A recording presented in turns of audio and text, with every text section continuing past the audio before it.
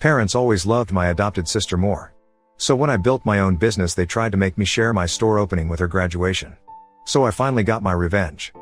I, 24M, grew up in what seemed like a normal middle-class household in the suburbs, but my parents' behavior has been a constant source of pain throughout my life. They built their entire reputation in our community around being these amazing people who adopted a little girl and loved her even more than their biological son. Not many people know the full story of how this affected me. When I was 6 years old, my parents brought home Emma, 21F, my adopted sister, and everything in my life changed after that day. The day my parents sat me down in our living room to tell me about possibly adopting a sister, I couldn't contain my excitement. I spent most of my afternoons alone in our backyard, making up games and waiting for my parents to come home from work. I didn't have any siblings to play with, and the neighborhood kids were all either much older or younger than me. The idea of having a sister to share my toys with and someone to keep me company during those long afternoons felt like the perfect solution. When Emma first arrived, it was exactly what I hoped for. We played together, shared snacks, and I finally had someone to talk to during those quiet afternoons at home. The changes in my family started small but kept building up over time. My parents began focusing all their attention on Emma, making every decision based on what was best for her. They would cancel our weekend family activities if Emma wasn't in the mood, change dinner plans to match her preferences, and adjust their schedules to attend all her school events while missing mine. I started feeling pushed aside in my own home, like I was becoming invisible to my own parents. I know people might think I'm just jealous, but there's more to this story than simple sibling rivalry. The contrast in how my parents handled childcare for Emma versus me was pretty different.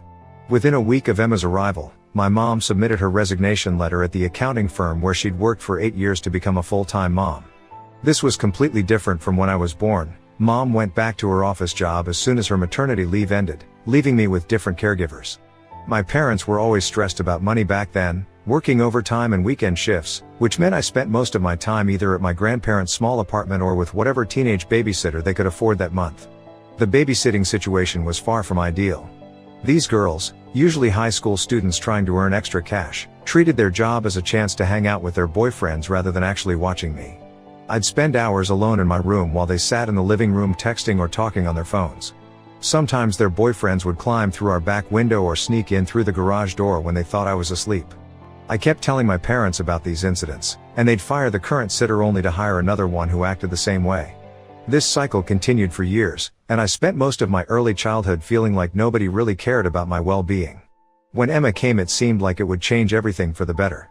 Despite being only 6, I took my role as a big brother immediately. I shared all my toys with her, and even helped her learn the alphabet. At least whatever I could do at the age of 6 I did. Having my mom at home full-time seemed like an added bonus. I thought we'd finally get to do all the things I'd watched other kids do with their moms, like baking cookies or going to the park. Instead, my mom devoted all her time and attention to Emma, treating her like a princess while expecting me to be mature and independent because I was the big brother.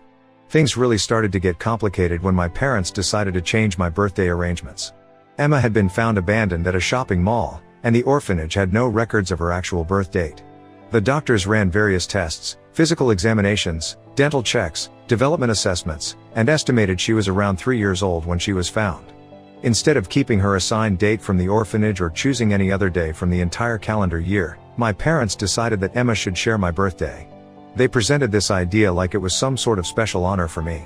Those early joint birthday celebrations were bearable, but I started noticing subtle changes each year. While I still received presents and had some cake, the parties became increasingly focused on Emma.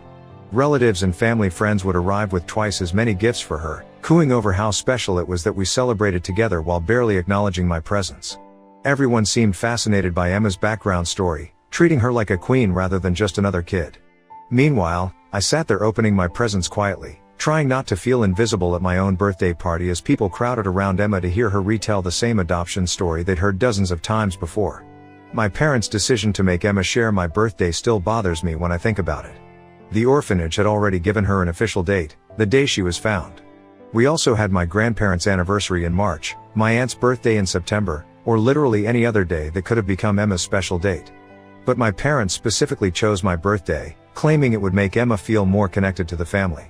For most kids, a birthday is the one day of the year that feels magical and be the center of attention. But my parents turned this simple childhood joy into another reminder that Emma's needs always came first. They wrapped up this decision in pretty words about family bonds and sharing, making it impossible for a 6-year-old to express any disappointment without feeling selfish. My uncle was the only one who seemed to notice something was wrong, pulling me aside during that first shared party to ask if I was really okay with all this. By age 10, birthdays had become something I dreaded instead of celebrated. Emma controlled every aspect of our joint celebrations, from choosing the cake that I didn't even like, to picking princess themes that made me feel out of place at my own party.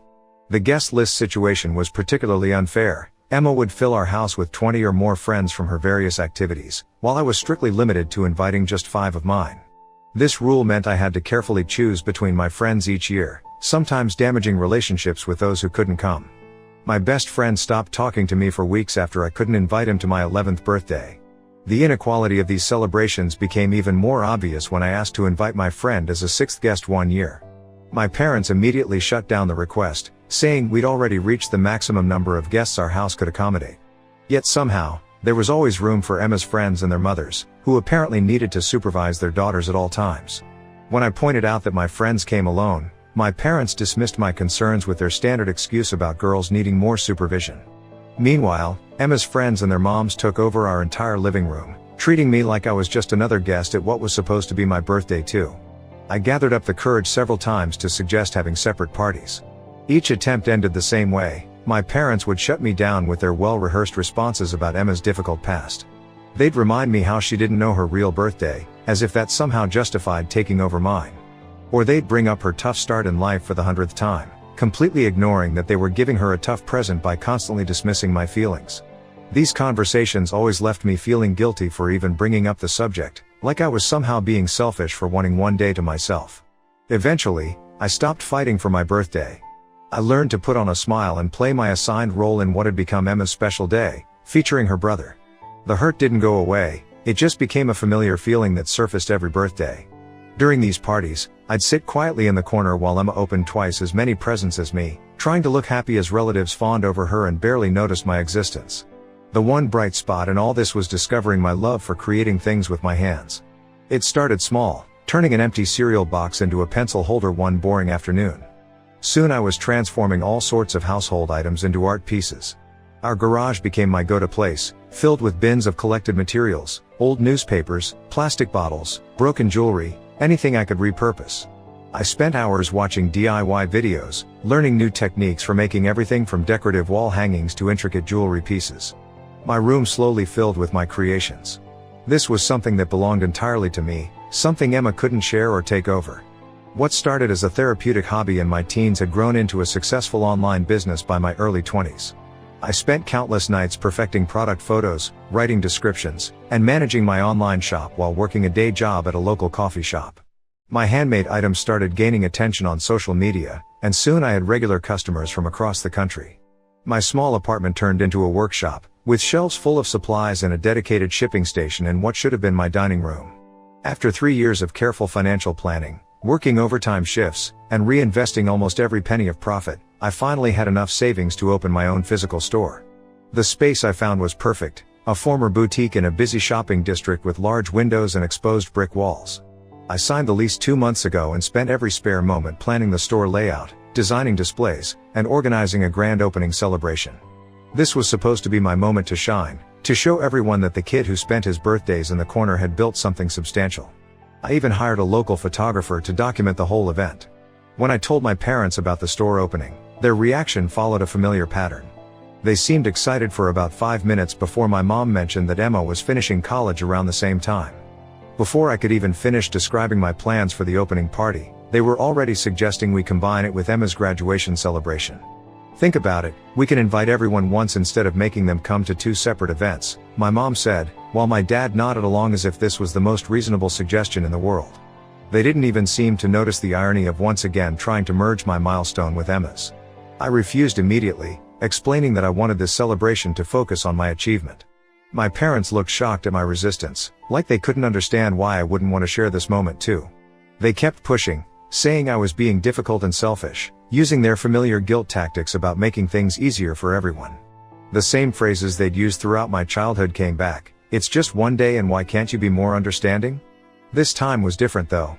I'd spent years building this business by myself, staying up late to fill orders, dealing with difficult customers, and learning everything about running a company through trial and error. I stood my ground and told them directly that this event would be about my store launch only. Their attempts to make me feel guilty didn't work anymore. When they realized I wasn't backing down, my parents got upset and suggested they might not come to the opening at all. For the first time in my life, I told them that was their choice to make. The whole situation left me feeling frustrated and confused. Here I was, their son, achieving something significant entirely through my own efforts, and instead of being proud and supportive, they were trying to dilute my accomplishment by making it about Emma again. Even as an adult with my own business, they couldn't see me as deserving of my own celebration. The same patterns from my childhood were playing out again, but this time I wasn't a 6-year-old who could be convinced to share his special day. I decided that my store opening would be my moment alone, regardless of who showed up to celebrate it. Update 1. After sharing my frustration online, I received hundreds of responses, but one comment really stuck with me. A person pointed out that my parents had unknowingly handed me the perfect opportunity to take revenge. The more I thought about it, the clearer it became. My store launch would naturally overshadow a college graduation, especially when I could offer everyone exclusive discounts and first access to my products. People are always more interested in something that benefits them directly. Instead of continuing to fight against the combined celebration, I sent my parents a message agreeing to their plan. I told them I'd reconsidered and thought they were right about bringing everyone together for one big celebration. My parents were thrilled with my apparent change of heart, probably thinking they'd won me over with their guilt trips again. I maintained this cooperative attitude during all the planning meetings, nodding along as they discussed decoration themes and menu options. My parents took complete control of the party planning, just as I expected they would. They contacted all our relatives and family friends, organized the catering, and booked an expensive venue, all centered around Emma's graduation theme. Every decision was made according to Emma's preferences, from the color scheme to the type of music that would be played. The invitation cards they sent out were the final confirmation that I'd made the right decision. They designed these fancy gold-bordered cards with celebrating Emma's graduation in large, elegant letters across the top. My store announcement wasn't mentioned anywhere, not even in the small print at the bottom. My parents probably thought this would upset me, but it actually worked perfectly for my plans. Their complete focus on Emma's achievement meant that my announcement would come as a total surprise to everyone attending. I spent these weeks quietly preparing my own materials and finalizing the details of my store launch. The party venue was exactly what you'd expect from my parents. They'd invited practically everyone. The timing for my announcement couldn't have been more perfect, right after all the speeches but before the cake cutting. I caught the bartender's eye and he handed me a fresh glass of champagne. Everyone's attention turned to me as I stood up, probably expecting another tribute to Emma. I had prepared my promotional materials earlier, working with the venue staff while my parents were busy greeting guests. My announcement was pretty short and I didn't need flowery language or emotional appeals. I simply stated that after years of building my online business, I was opening my first physical store next month. Within minutes, groups formed around me as people asked about the store location, the products I'd be carrying, and the special discounts I'd be offering to family and friends. My aunt, who had just finished giving a speech about Emma's academic achievements, was now showing everyone pictures of my products on her phone. The contrast between my parents' public and private reactions was striking throughout the evening. In front of guests, they maintained their usual perfect image, forcing smiles and nodding along as relatives congratulated me. But I could read the tension in their body language, my mom's hands shaking slightly as she served cake, my dad's jaw clenching every time someone mentioned my store. Emma vanished from her own graduation party right after her champagne toast fell flat, with barely anyone paying attention to her practice speech about her amazing college journey. Once the last relative drove away and the catering staff began cleaning up, my mom finally let her facade crack. She cornered me. The same woman who had spent years teaching me to share the spotlight was now accusing me of ruining her precious daughter's graduation celebration. I explained my position calmly, pointing out that this joint celebration was their idea, not mine, and that I had simply made an announcement about my business as planned. My father's reaction revealed just how deeply their favoritism ran. Instead of acknowledging their years of unequal treatment, he immediately jumped to accusing me of jealousy. This was the same pattern I'd experienced since childhood. Any attempt to claim space for myself was labeled as jealousy or selfishness. I finally said what I'd been holding back for 20 years. I laid out every birthday, every celebration, every moment that had been hijacked and transformed into Emma's special time. For once, I wasn't asking for understanding or approval, I was simply stating facts about their pattern of behavior. My parents fell back on their usual defense strategy, recycling the same excuses they'd used throughout our childhood. Once again, they brought up Emma's abandonment, her difficult start in life, and how she needed extra support because she didn't know her biological family. These were the same justifications I'd heard at every birthday, every school event, and every family gathering where my needs had been pushed aside. But this time, their words didn't make me feel guilty. I'd spent years processing these feelings with my therapist, understanding that their behavior wasn't about Emma's needs, it was about their need to be seen as saviors. What none of us realized was that Emma had returned to the venue and was standing in the doorway during our confrontation. She burst into the room, mascara running down her face, putting on the emotional display that had always worked so well in the past. Her accusations, claiming that I had always hated her, that I was jealous of her place in the family. The reality was that I'd spent my childhood trying to be the perfect big brother, giving up my space and my celebrations while being told it was never enough. Now she was acting like she'd been the victim of my resentment rather than the beneficiary of our parents' constant favoritism. The days following the party showed just how deeply entrenched my parents' favoritism was. Instead of acknowledging how their actions had contributed to the situation, they focused entirely on Emma's hurt feelings. They called me repeatedly, demanding not just an apology, but suggesting I should finance a vacation for Emma to help her recover from the stress. The absurdity of their request was stunning. They wanted me to spend thousands of dollars to compensate Emma because people had shown genuine interest in my business achievement instead of her graduation. Their solution to Emma feeling overshadowed at one party was to demand I hand over my hard-earned money to fund her holiday. My response to their demands was simple: I walked away. After years of trying to be understanding and accommodating, I was done playing their game. My parents seemed shocked that I wouldn't immediately give in and apologize like I had so many times before. Emma's tears had always been their trump card, but this time they weren't working. The fact that they couldn't see the hypocrisy, Emma being upset about sharing attention at one party while I'd been forced to share or give up the spotlight at every celebration for 20 years, showed me nothing would ever change. This wasn't the first time I'd tried to address these issues with my family. Throughout my late teens and early 20s, I attempted multiple conversations with my parents about their favoritism. I chose different approaches, trying to have calm discussions during family dinners, writing them lengthy emails explaining my feelings, even suggesting family therapy. Each attempt was met with the same response: Emma had a difficult start in life. This phrase became their universal excuse, a way to dismiss any pain or frustration I expressed. During one particularly difficult conversation when I was 19, I broke down crying while describing how lonely I felt at my own birthday parties, and my mom's only response was to remind me about Emma's abandonment. After years of this pattern, I finally accepted that my parents were incapable of seeing their behavior clearly. I moved out of their house at 21, using the initial profits from my online business to rent a small apartment across town. Since then, our relationship has become increasingly superficial. We exchange birthday messages, share major life updates, and occasionally see each other at family gatherings. But there's no real connection anymore, no deep conversations or emotional sharing. They still don't understand why I've distanced myself, still blame me for not being more accommodating to Emma's needs, but I've stopped expecting them to change or to see things from my perspective. Update 2. Just when I thought my parents had reached their limit with the graduation party drama, they managed to surprise me with an even more outrageous demand. Before my store's grand opening, they showed up at my apartment unannounced. At first, they acted casual, asking about the store preparations while sitting awkwardly on my couch. But then they told me their real reason for visiting: they wanted me to hire Emma as the store manager. Their justification was that since she had a college degree, she shouldn't have to go through normal job hunting like everyone else. They seemed to think that my years of hard work building this business meant I was obligated to provide Emma with a ready-made career. The conversation quickly became surreal as my parents listed Emma's qualifications for managing my store. According to my dad, her main credentials were that she was smart, had a generic business degree, and was pretty, as if physical appearance had anything to do with running a retail business. I had spent years learning about inventory management, customer service, and business operations, but apparently Emma's good looks trumped all that experience. When I sarcastically asked if there was anything else they wanted me to do for their precious daughter, my mom didn't miss a beat before suggesting that Emma should also be the one to cut the ribbon at the store opening. Her reasoning? It would make up for Emma feeling overshadowed at her graduation party. They wanted me to hand over a management position in my business to someone with zero retail experience and let her be the face of my store opening, all because they thought Emma deserved another moment in the spotlight.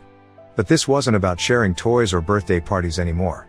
This was my livelihood, my professional achievement, something I had built from scratch without any help from them. Their reaction to my refusal followed the familiar pattern of emotional manipulation they'd used throughout my life. First came the guilt trips, then the accusations of selfishness, and finally the threats. My mom delivered their ultimatum with the same certainty she'd used when forcing me to share my birthdays: either I gave Emma what she wanted, or they wouldn't attend the store opening. The smug look on Emma's face as they made this threat told me she expected me to give in like I always had before. Instead, I did something that shocked them all. I accepted their terms and told them not to come at all. The store opening exceeded all my expectations, even without my immediate family there. The space was packed with supportive friends, loyal customers from my online business. My extended family showed up in force. When relatives awkwardly asked about my parents' absence, I told them the truth without embarrassment or apology. Some offered sympathetic words while others seemed uncomfortable, but I was past caring about managing other people's feelings about my family situation. Months have passed since the opening, and my store is thriving. My parents tried their usual silent treatment, expecting me to come apologizing like I had so many times before. But their silence has become peaceful rather than painful. I no longer feel the need to make myself smaller to accommodate their vision of the perfect family.